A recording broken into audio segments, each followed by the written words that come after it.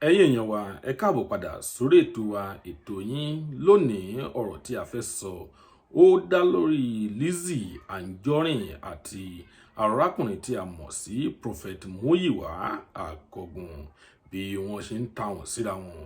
Àwọn ọ̀rọ̀ tí a fẹ́ sọ ó dá lórí àwọn méjèèjì lénìí. Ẹ̀yin èèyàn wa kí ni ẹ rò wípé ó fa ìjà tí ó wà lẹ́ẹ̀rin Lizzy Anjorin àti Prophet Muyiwa Àkọ́gùn tó fi di wípé wọ́n ránṣẹ́ ìpè sí ara wọn, wọ́n threaten ara wọn àti bẹ́ẹ̀ bẹ́ẹ̀ lọ. Kí ni ẹ rò pé ó fa ìjà tí ó wà lẹ́ẹ̀rin àwọn méjèèjì? Ẹ̀yin èèyàn wa bí ọ̀rọ̀ náà bí ó ṣe ṣẹlẹ̀ láti bẹ̀rẹ̀ pẹ̀pẹ̀ gbogbo rẹ̀ la ó máa sọ fún yín ní èní lórí ètò wa níbí nǹkan tí ó fa ìjà wọn àti wípé ìdí tí ìjà wọn ò tí ì fi parí lẹ́yìn ọjọ́ mélòó àti ọ̀sẹ̀ mélòó pẹ̀lú ọdún mélòó lẹ́yìn ọ̀pọ̀lọpọ̀ ọdún. Kí ni ìdí tí ìjà wọn kò tí ì fi parí?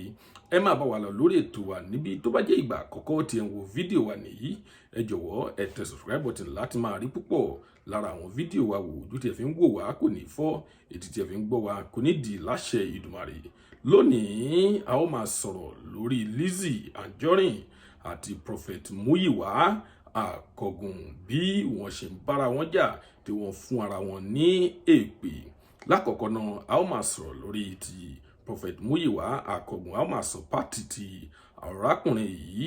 Prophet Muyiwa Àkọ́gùn ó jẹ́ òjíṣẹ́ Ọlọ́run tí ó nílé ìjọsìn títẹ̀ rẹ̀ ní ìlú Adó Èkìtì. Níbẹ̀ ni arákùnrin yìí níbẹ̀ ló fi ṣe ibùgbé pẹ̀lú ìyàwó àti àwọn ọmọ. Arákùnrin yìí ní ọjọ́ kan níbẹ̀ ni ó ti jáde tó ní òun rí ìránṣí Lizzy Anjorin tó jẹ́ òṣèré tíátà. Arákùnrin yìí wá sọ̀rọ̀ wípé kí Lizzy kí ó wà careful pẹ̀lú àwọn nǹkan tí ó ń ṣe àti bẹ́ẹ̀ bẹ́ẹ̀ bẹ́ẹ̀ lọ. Mi ò fi taratara rántí àwọn nǹkan tí arákùnrin ọ̀hún tí ó sọ. Mo ṣàrántí díẹ̀ wípé ó ríran sí arákùnrin ní ilé ìjọsìn rẹ̀. Níbẹ̀ ló dẹ̀ ti sọ wípé kí Lizzy kí ó wà careful pẹ̀lú àwọn ọ̀rọ̀ tí ó ń sọ. Nígbà náà ni Lizzy Anjorin òun náà wá jáde ó sọ̀rọ̀ náà ti pàtí Lizzy náà ni èmi náà fẹ́ portrait báyìí. Lizzy Anjorin náà nígbà lọ́hùn-ún òun náà jáde wípé ó ní tó bá jẹ́ ìránṣẹ́ Ọlọ́run alààyè gidi ni arákùnrin yìí jẹ́. Ó ní kì í ṣe wípé ó yẹ kó lọ online kó lọ máa sọ níbẹ̀ wípé kí òun ṣe báyìí kí òun ṣe báyìí kí òun ṣe báyìí. Ṣó ti yé yín báyìí? Ó ní kì í ṣe bó ṣe yẹ kí ó lè ṣe nìyẹn. Àwọn ọ̀rọ̀ tí Lizzy Anjorin náà tí òun náà sọ nìyí. Lẹ́yìn ọ̀pọ̀lọpọ̀ wàhálà, lẹ́yìn ọ̀pọ̀lọpọ̀ rògbòdìyàn, àwọn méjèèjì ṣàbẹ̀rẹ̀ sí ní tahùn sí ara wọn. Níbẹ̀ ni ọ̀pọ̀lọpọ̀ àwọn fáǹsì Lizzy Anjorin àti àwọn fáǹsì arákùnrin tí a mọ̀ sí Prophet Muyiwa Àkọ́gùn níbẹ̀ ni wọ́n ti bẹ̀rẹ̀ sí ní sọ̀rọ̀ tí Prophet Muyiwa Àkọ́gùn wípé kò yẹ kí arákùnrin náà kí òun náà máa dá Lizzy Anjorin lóhùn.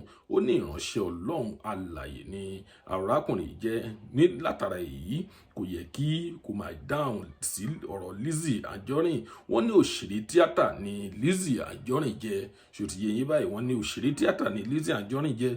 Wọ́n ní kò yẹ kí arákùnrin yìí kí ó máa dáhùn sí torí pé ìránṣẹ́ Ọlọ́run alààyè ni arákùnrin jẹ́. Àwọn ọ̀rọ̀ tí àwọn fáǹsì ń sọ nìyí. Àwọn fáǹsì míì tún sì wá criticize Lizzy Anjorin. Wọ́n criticize rẹ̀ wípé wọ́n ní ṣé gbogbo ọ̀rọ̀ ni ìwọ tó bá gbọ́ wà ó máa fèsì sí ni. Wọ́n ní kì í ṣe gbogbo ọ̀rọ̀ téèyàn bá gbọ́ ni yóò máa fèsì sí. Àwọn ọ̀rọ̀ tí àwọn fáǹsì kìíní àti fáǹsì kejì tí wọ́n sọ nìyí. Ẹ̀yin èèyàn wa kílẹ̀ lérò nípa ìjà tó ń bẹ lẹ́ẹ̀rin arákùnrin Prophet Muyiwa Àkọ́gùn àti Lizzy Anjorin tí a mọ̀ tó ń ṣe fíìmù Yorùbá. Kí ni ẹ rí sí i? Nǹkan tí ẹ bá rí sí ẹ jọ̀wọ́ ẹ jẹ́ ká pàdé ní comment section.